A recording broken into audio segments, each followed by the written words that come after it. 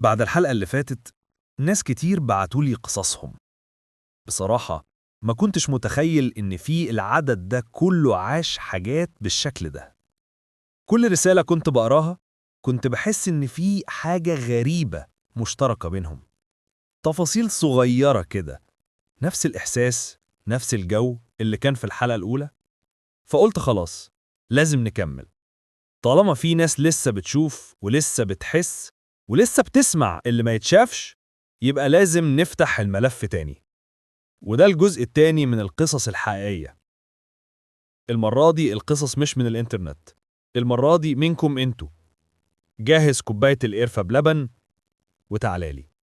أبو محمد بيقول: في يوم الجمعة الصبح دخلت الحمام لقيت المجاري أعزكم الله طفحة ومليانة الحمام كله. فهمت على طول إن حفرة الصرف امتلت وعايزة تتسحب. وأنا بتصل بالناس اللي بيشدوا الصرف، ابني قال لي: يا بابا، ليه ما نحولش المية للمغارة اللي جنب البيت؟ دي كهف كبير جدا وعمقه يخوف ومش ممكن يمتلأ حتى بعد 100 سنة. الفكرة كانت شكلها عبقرية. قلت له تمام، وفعلا نفذناها. وصلنا المواسير على المغارة واتعمل الشغل كله تمام. حتى قلت له: والله يا ابني فكرة جامدة منك.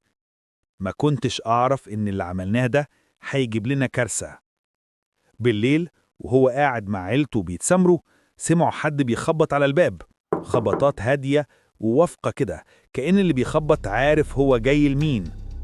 سأل أولاده: مين ممكن يجي دلوقتي؟ محدش كان مستني حد. قام ابنه فتح الباب، لقى راجل في الخمسينات شكله محترم، وقال بلطف: ممكن أدخل؟ أبو محمد قال له: اتفضل يا أخي. دخل الراجل، قعد على الكرسي المقابل، ساكت، بس بيبص لهم بنظرة غريبة كده، ولا بيتكلم. فسأله أبو محمد: هو حضرتك منين؟ أنا ما شفتكش قبل كده. قال له: أنا جارك. هنا كلهم اتصدموا: إزاي جاري وأنا عمري ما شفتك؟ بص الراجل على ابنه أحمد وقال له: ليه يا أحمد قطعت ورقة امتحان الرياضيات النهاردة ورا سور المدرسة؟ أحمد اتجمد مكانه. قال له: أنت إزاي عرفت؟ والله ما حد غيري كان عارف. الراجل بص لابنه التاني محمد وقال له: ولسه بتحب بنت فلان؟ اختيار حلو، دي بنت كويسة. محمد وشه احمر وسكت. أبو محمد بقى مش فاهم حاجة. قال له: أنت مين؟ إيه اللي بيحصل؟ الراجل ضحك وقال له: قلت لك أنا جارك وبعرف عنكم كل حاجة، بس في حاجة لازم تعرفها أنت كمان. المواسير اللي وصلتوها النهاردة للمغارة دي مغارتي أنا وعيالي، وإحنا جن ساكنين فيها من زمان. إحنا مسلمين وبنكره النجاسة. شيلوا المواسير دي، الله يرضى عليك. الجار ما بيأذيش جاره. وبعد الكلمة دي الراجل بصلهم كلهم، وفجأة اختفى قدام عينيهم. بيقول أبو محمد: اللحظة دي مش هنساها طول عمري. جريت أنا وولادي على المغارة وشلنا المواسير على طول ورجعنا النظام زي ما كان، ومن يومها ما شفناش الراجل تاني. أبو أمجد بيحكي وبيقول: أنا عندي مزرعة في منطقة الأزرق في الأردن، بس عشان كنت عايش في أمريكا كنت مأجرها لواحد من أهل المنطقة اسمه أبو سعيد. رجعت زيارة يوم وعديت على جاري أبو أحمد، سلمت عليه ورحب بيا جدا. قلت له: تعال المزرعة بالليل نشرب شاي ونسهر شوية. بالليل فعلا جه، قعدنا نحكي أنا وهو وأبو سعيد اللي مأجر المزرعة.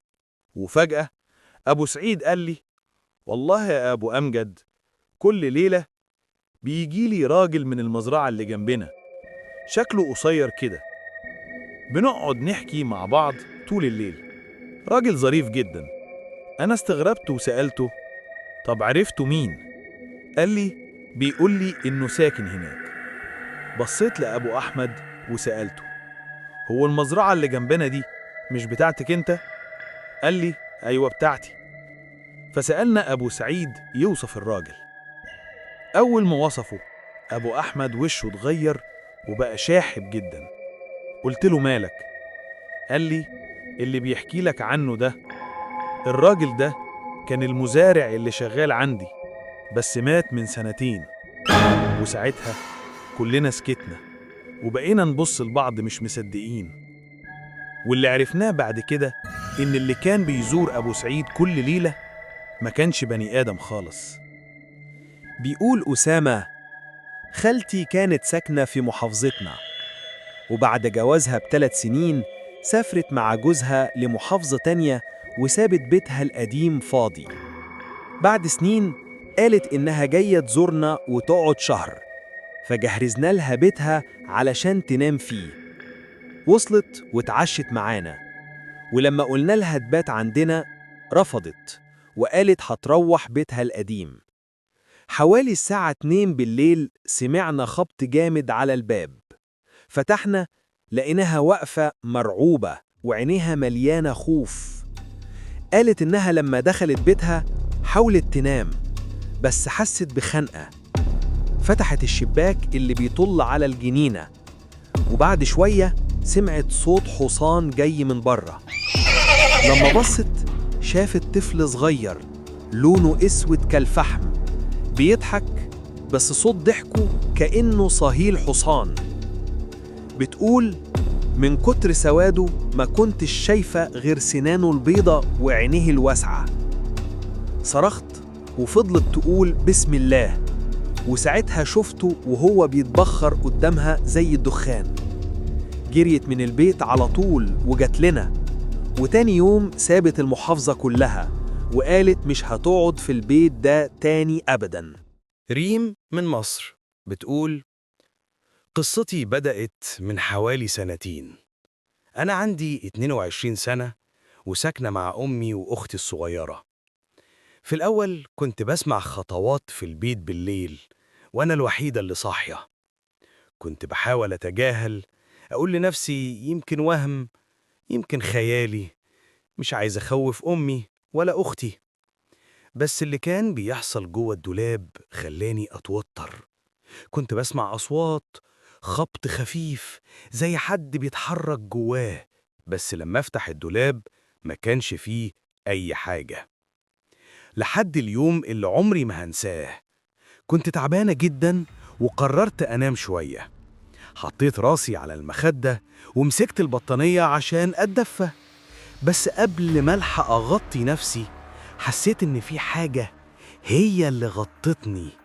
ساعتها ما قدرتش أعمل حاجة، كنت مرهقة جدا. غمضت عينيا ونمت. بعد اليوم ده كل حاجة بقت غريبة. الخطوات بقت أوضح والأصوات بقت أقرب.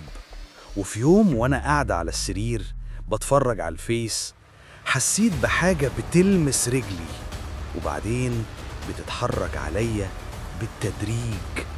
جسمي كله اتنمل وبرودة غريبة مسكتني، وفجأة حسيت بخبط على المخدة.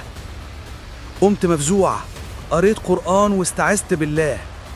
بس بعدها بدأت ألاقي خدوش في جسمي، علامات كأنها عضات.